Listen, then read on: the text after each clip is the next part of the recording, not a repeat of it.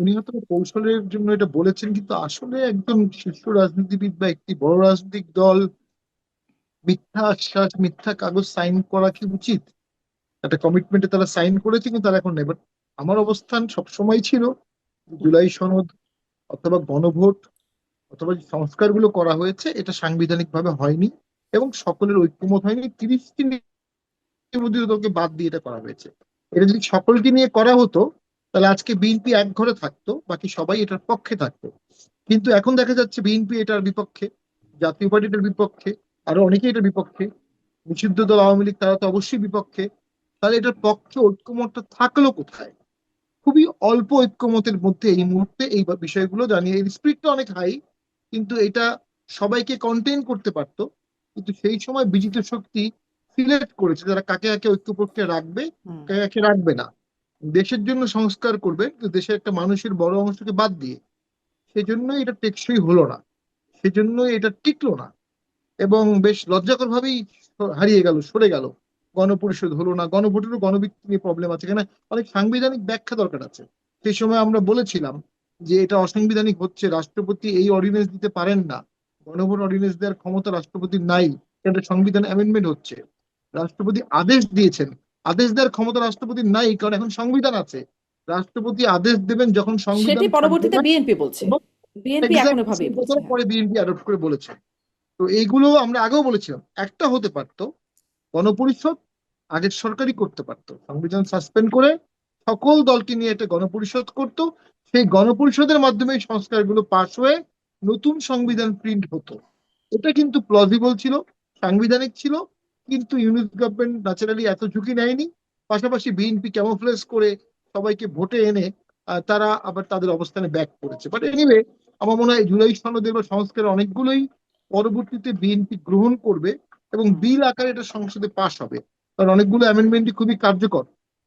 Decentralisation, উপজেলা কিন্তু আদালত। বিএনপি তো এটাও বলছে যে বিএনপি জুলাই সনদ যেটা স্বাক্ষর করেছে তার অক্ষরে অক্ষরে পালন করবে। এটা তো একদম মানে এটা তো তারেক রহমানও বলছেন এখন, মাননীয় প্রধানমন্ত্রী। এটা ফলে সম্পূর্ণ পলিটিক্যাল একটি কথা, কারণ আপনি যেটা গ্রহণ করলেন না, যেটা বাতিল করলেন, যেটা অ্যাডপ্ট করলেন না, যেটা রেসিন্ড করলেন, যেটা প্লেস করলেন না, আপনি সেটা কিভাবে অক্ষরে অক্ষরে পালন করবেন? যদি অক্ষরে অক্ষরে পালন করতেন তাহলে তো এখনই করতেন। তো এটা অক্ষরে অক্ষরে পালন হবে না, কিছু কিছু পালন হবে, কিছু কিছু হবে না। তো আমরা আশা করব, যেহেতু বিগত সময়ে সীমাহীন ক্ষমতামুক্ত সরকারের কারণেই সমস্ত সমস্যা হয়েছে, একতরফা ভোট হয়েছে, প্রশাসন একভূত হয়েছে, মিডিয়া একভূত হয়েছে, বিচার বিভাগ একভূত হয়েছে, বিরোধী দলকে হত্যা করা হয়েছে। মূল কারণ কিন্তু একটাই ছিল, একতরফা একটি ভোট আর হচ্ছে একভূত ক্ষমতা। সীমাবদ্ধ সরকার বর্তমানে সরকারের জন্যই প্রয়োজন, যাতে তারা কখনো স্বৈরাচার হওয়ার সুযোগ না পায়। কারণ এটা একটা সাইকেলের মতো। তো সেখানে কিন্তু আমরা আবার দেখলাম সুপ্রিম কোর্ট ভোট হলো, সেখানে অনেককে ভোট করতে দেওয়া হলো না, সম্পূর্ণ উইদাউট এনি এক্সপ্লানেশন, স্বৈরাচার স্বৈরাচারের দোষর দিয়ে।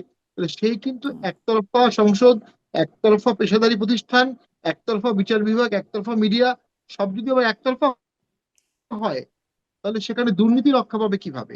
স্বৈরাচার হওয়া থেকে বাধা আসবে কোত্থেকে? স্বৈরাচার হওয়ার হাত থেকে তো আমরা বাধা দেখতে পাচ্ছি না। এই জন্য আমি মনে করি সরকারের নিজের উচিত তার নিজেরই সীমাবদ্ধতা গুলো ইম্পোজ করা, সেলফ রেস্ট্রেন। জুডিশিয়ারির জন্য সেলফ রেস্ট্রেন, এর উপর কোনো রেস্ট্রেন নাই। এই সেলফ রেস্ট্রেন্টে যদি সরকার আরোপ না করে তাহলে সরকার তার নেতাকর্মী, তার অনুগত প্রশাসনকে কন্ট্রোল করতে হবে। ইতিমধ্যে একজন ডিআইজি বলেছে, আমি জাতীয়তাবাদী রাজনীতি করতাম সারা জীবন। তো উনি কেন একজন সভ্য পুলিশ হয়ে ডিআইজি হিসাবে এই বক্তব্য দিবেন? ওই যে আগের ট্রেন্ড যেটা ছিল, সবাই নিজেকে ছাত্রলীগ, আওয়ামী লীগ দাবি করত, সবাই 7ই মার্চের ভাষণ শুনেছে, সবাই শেখ হাসিনাকে মা ডাকছে, যেখান থেকে আসলে একটা লেবিয়াথান তৈরি হয়ে গেল, সেই লেবিয়াথান তো আবার তৈরি হবে। এবং এটা বাংলাদেশ আরেকটা সেরকম সিচুয়েশন কিন্তু কোনোভাবেই কভার করতে পারবে না, অ্যাডপ্ট করতে পারবে না। তো আমরা মনে করি সেক্ষেত্রে সরকারের নিজেরই উচিত ভালো ভালো সংস্কারগুলো গ্রহণ করা, প্রয়োজনে সংস্কার সংসদের বাইরে সকল দলকে নিয়ে ডায়লগ করা উচিত। আপনি দেশের সংস্কার করতে গেলে সবাইকে অন পান নিয়ে আসতে হবে, সবাইকে এক টেবিলে নিয়ে আসা, সবাইকে একটা আলোচনায় নিয়ে আসা। এটা কিন্তু বিশাল রাজনৈতিক সাফল্য এবং যেই এটার আলোচনা হয়ে গেল সেই আলোচনায় মাধ্যমে যদি না মানে তাহলে আবার নতুন করে টেবিলে বসে আলোচনা করে আসলে কি হবে সেই প্রশ্নটা তো, সেই প্রশ্নটা তো জাগে। কিন্তু আমি ওইটা একটু মানে এখন জামাত যেটি আর কি ব্যারিস্টার পাটোয়ারি যেটি বলছিলেন যে সবকিছু একতরফা হয়ে যায়, একটা সেলফ রেস্টেন্ট বিএনপিকে তৈরি করার কথা তিনি বলছেন। জামাত কি আসলে বিরোধী দল হিসেবে সেই আহ, চাপটা সরকারি দলের উপর তৈরি করতে পারছে? জামাতের আমির তিনি বলছেন যে আমরা সংসদে এবং রাজপথে আন্দোলন অব্যাহত থাকবে জুলাই সনদ এবং গণভোটের রায় বাস্তবায়নে। তিনি এই কথাটি বলছেন যে সংসদ এবং রাজপথে অব্যাহত থাকবে। অব্যাহত মানে আসলে শুরু হয়েছে, চলতে থাকবে।